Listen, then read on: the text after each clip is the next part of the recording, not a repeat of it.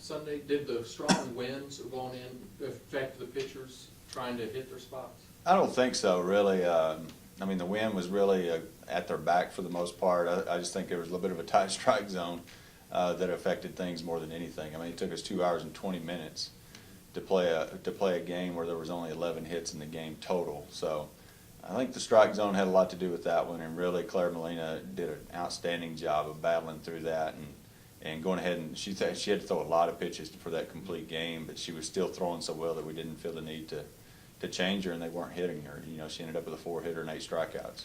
So I think the wind affected the hitters. I mean, there was a couple balls hit. I think they hit one that probably would have went out, and then Casey easily hit a shot that was off the fence that would have went way out.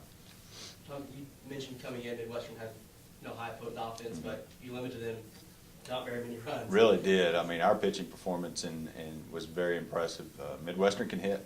You know, they came in with a .351 team batting average, and we did an outstanding job pitching to them and made some really big defensive plays that helped our pitchers out when they did make mistakes. But, you know, their first 5, 6 hitters are very good hitters. They're as good as anybody in this conference, 1 through 5, and what Claire and Mary Kate did was pretty impressive. You have West Texas A&M coming, or you're going to West Texas A&M this weekend. I guess just kind of talk a little bit about that. Well, they got a great ball club. Marcy Womack's a senior pitcher that's given us fits for the last 2 years.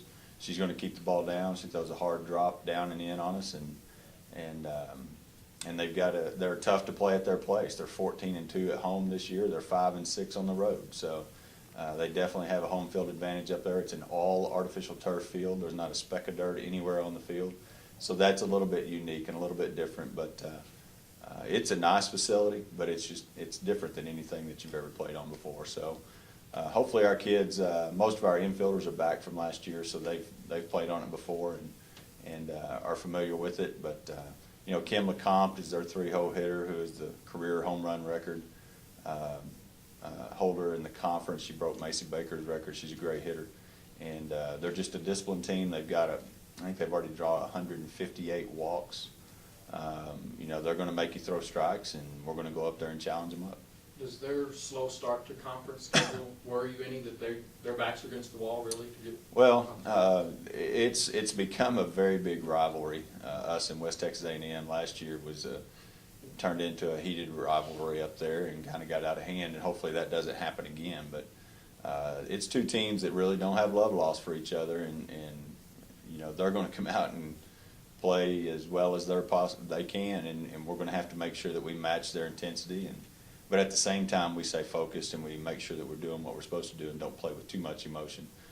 We know we got a dogfight on our hands, but we're just going to go up there and fortunately, we have put ourselves in good position in conference play, where if we do have a disastrous weekend, we're still in the running. So we got a lot of tough games coming up. You know, with going there, we got St. Mary's at home on Tuesday, and then we play Tarleton or Texas Women's, can't remember which one, but we've got a tough road ahead of us in the conference play. So we're probably going to have some losses come up, but we just got to make sure that we minimize it and you know, get 2 out of 3 on the road. Or you know, we still want to sweep everything that we play, but we understand reality is that in this conference you're not going to go undefeated.